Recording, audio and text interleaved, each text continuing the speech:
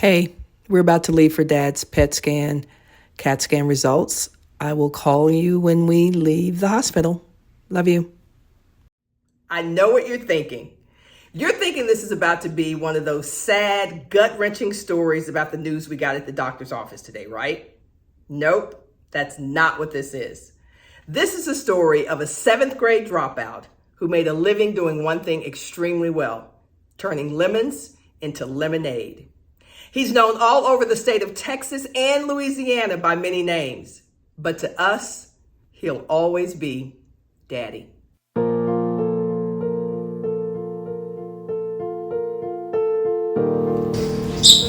Do you know what time you were born? No. You know what day it was? I know what day it was. You do? I do, I looked it up. It was a Wednesday. It was a Wednesday on August 31st in 1932. By the way, I want you to look up Jonesville. I did. You did? I did. I was born Rock 1 Block 48. Rock 1. What was your mother like? Like, what kind of person was she? Good person. Good people. Yeah. You find me corn bread in a pocket. She would bring you cornbread in her pocket? In an apron pocket. In her apron pocket. Yeah. You had 4 brothers and 4 sisters. Right. Everybody. And I was the baby. And you were the baby. Dad, well, was a good dad. Hell, I just loved him. He wasn't a bad man, but he just take up business. What do you remember about your childhood? Yeah. What? This car right here. I was 5 years old when I had an operation on my leg.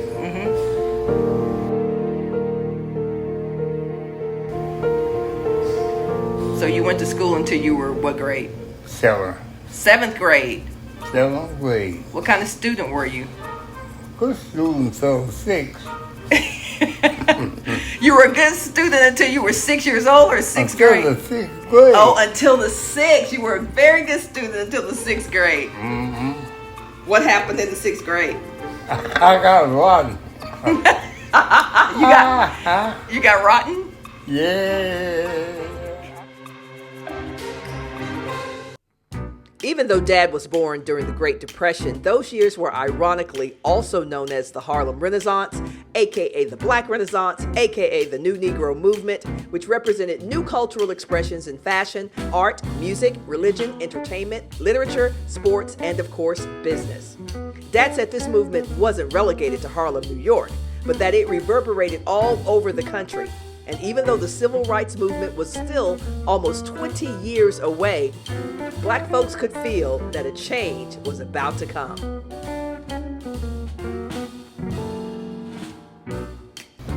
So when did you get to move to Dallas? In 48, 49. You moved to Dallas between 48 and 49? You were 16 or 17? 16. 16. Yeah. How did you meet our mother? Louisiana. You met her in Louisiana. When did you go? What'd you go to Louisiana for? Picking cotton. And they were picking cotton too? Yeah. I had on a paper sack cap. Paper sack. Yeah, paper sack cap. Yeah.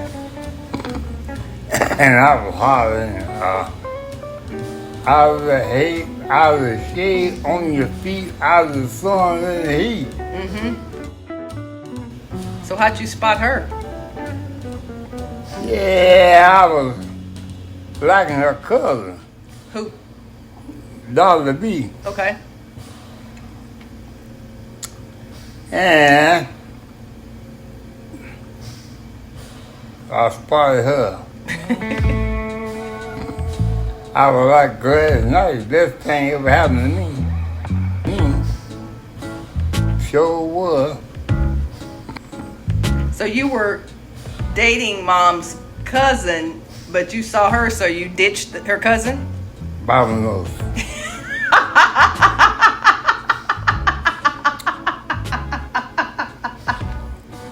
Mama knows. Huh? Mama knows. Yeah.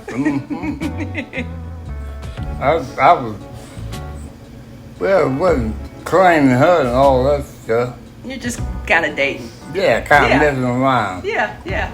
Claiming.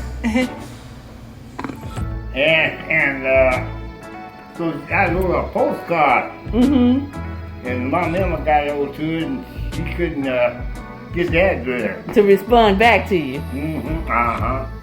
And listen to me. She was in Louisiana, Yeah. and you told her you had a house here. Oh, hell yeah. The big lie. Oh, boy. The big lie. payoff. The big payoff. Yeah. So anyhow. She believed you. She believed you because she Yeah. wanted to come to Dallas too. Yeah, hell yeah. Yeah. My God. So how long was it before, when did mom find out that you did not have a house? Tell me that. When I had to fess up.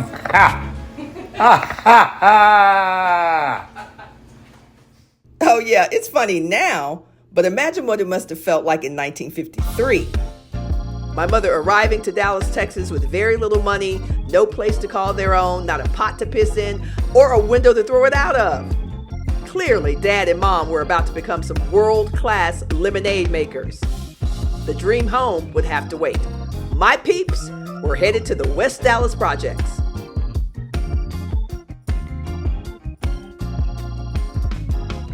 In 1953, my brother Alonzo was born. My brother Larry followed in 1956, my sister Deborah in 1957, and I was born in 1965. And although I don't remember a whole lot about living in West Dallas, my brother and sister say that the Jets were the place to be. While the kids were getting acclimated in school and activities, my mom was planning, plotting, and saving for the day that we could move into our own home. So what was your plan, Dad? Were you just gonna rent an I apartment? was going to rent. You were gonna rent. Yeah, and I was wanting something cheap. At what point, which year did my mother decide she'd had enough of project living? Enough project, yeah. Yeah, when was that? What year was that? 68, How much was the mortgage when you moved here? 150. $150. Yep. Wow. I was paying $35 a month. And I was behind $105.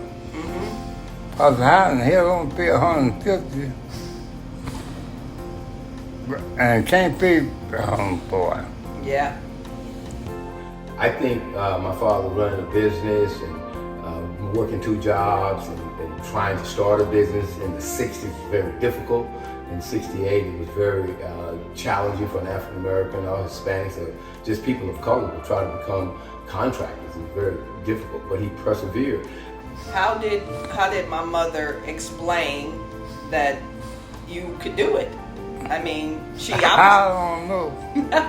she obviously knew you could. She had faith in me. Yeah. I saw that more than anything, and he is definitely not a quitter.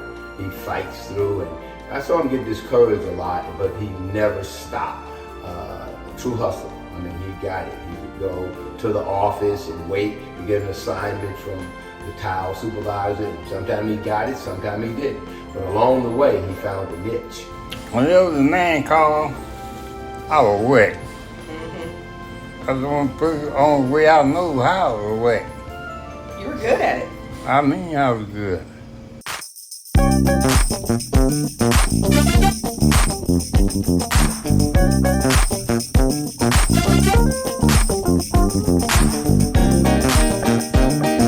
We would have family meetings, and he had enlisted my brothers to do the work. He was a tile setter, so they would do the work with him. And so when we sat down at the table, he would be like sitting at the head of the table and telling everybody how they're doing. Of course, I'm just a kid, so I'm just listening, but he would tell Mother how she's doing, and then tell the boys how they were doing in terms of the jobs that they would do with him and how he was building an empire. And that was basically the topic of these family meetings.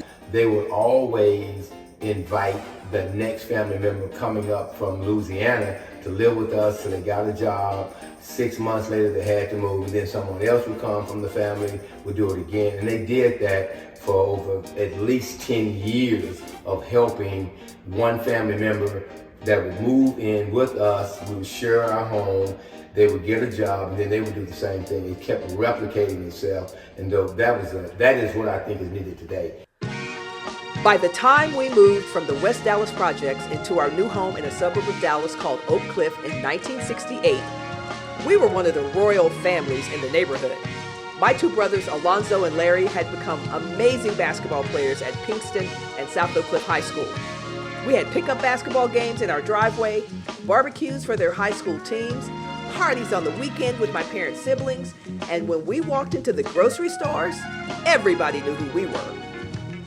After Larry graduated from high school, things changed, because then it was just I was home with you and our youngest brother, and so I didn't have an explanation for it. They argued more, disagreed more, did fewer things together. It's almost like they needed a reason to be as tight as they were before. Before it was a home, then it was our brothers, and then when that ended, it's like no more worlds to conquer, I guess. But that's when I noticed the change.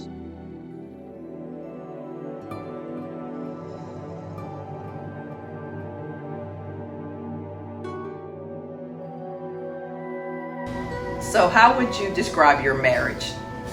Perfect. No way! Nobody has a perfect marriage. I had a perfect one that you can think of. I see what you mean, yeah. Ups and downs. Sure. Changes. It changes, yeah. And there were more changes on the way. It was 1975. I was 10 years old. My parents were arguing every day. My sister was about to leave for college at UT Austin. And oh yeah, did I mention that my parents were about to welcome a new baby to the family?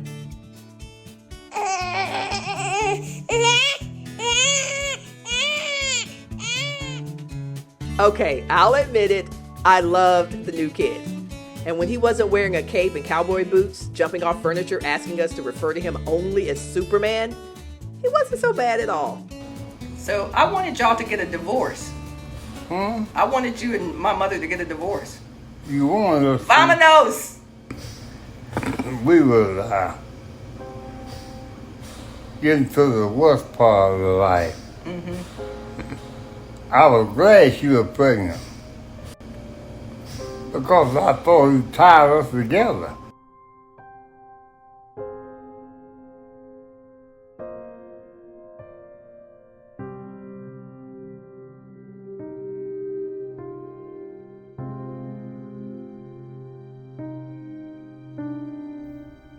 The directors came over and said, "Hey, your brother called. We're going to have to take you to the airport. You have to go home. Your grandmother died." And I remember thinking, well, if my grandmother died, why didn't my mother call? And I actually said that to them. And they just had these blank looks on their faces. And I remember thinking, okay, I thought the worst for the entire flight, but maybe I'm wrong. And so my test was going to be, if when that door opened, I saw my mom's face, then I knew everything was okay. So the door opens, and I'm deciding whether I even want to look or not, but I look over, and I see my sister, and I knew.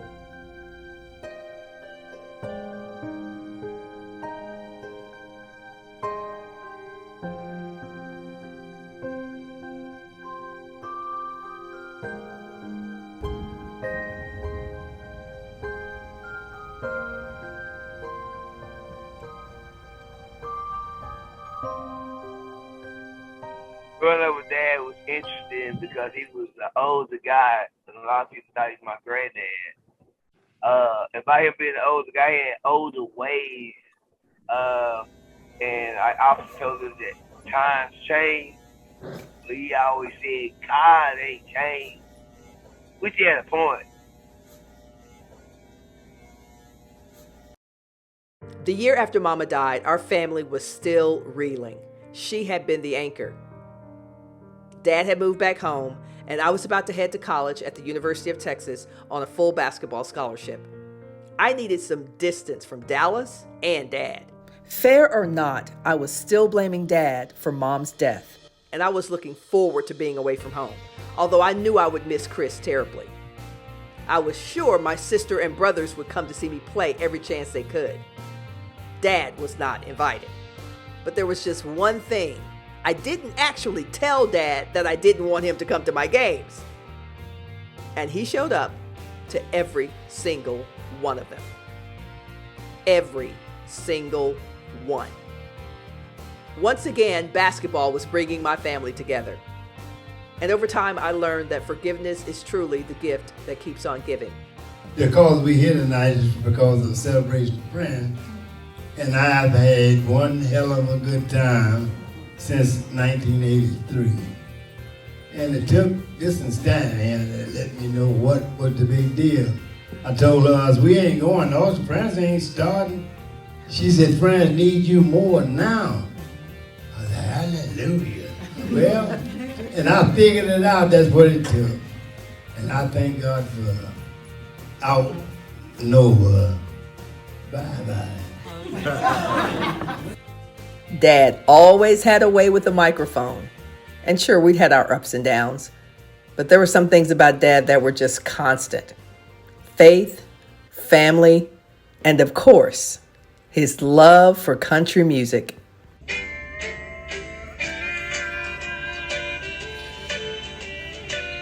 This one's for my daddy. It was a Wednesday morning in 1932. On August 31st, our daddy began to coo. They named him John Wesley, folks call him Tom. But he's always been daddy to us at home. He soon built up his business the best he can by becoming Dallas' best damn ceramic tile man. So if you want to know just why we love him so, just walk into our house and see the avocado tile, that is. I'm very proud of that.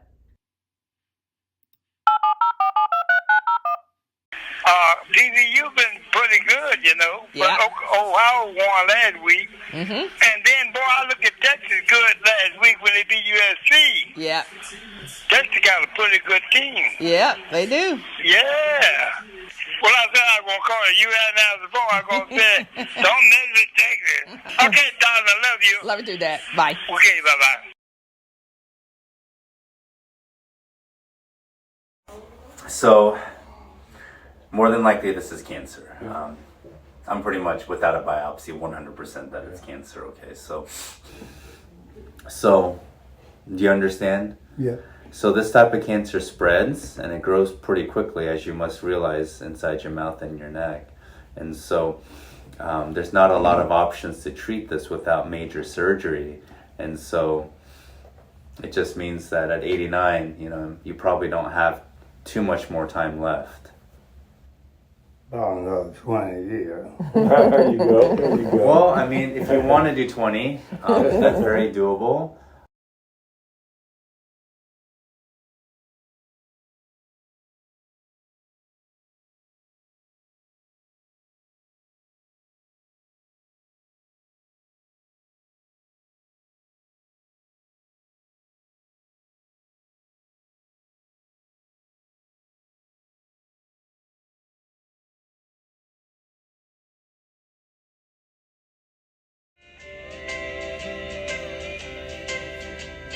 God sure broke the mold when he made our daddy.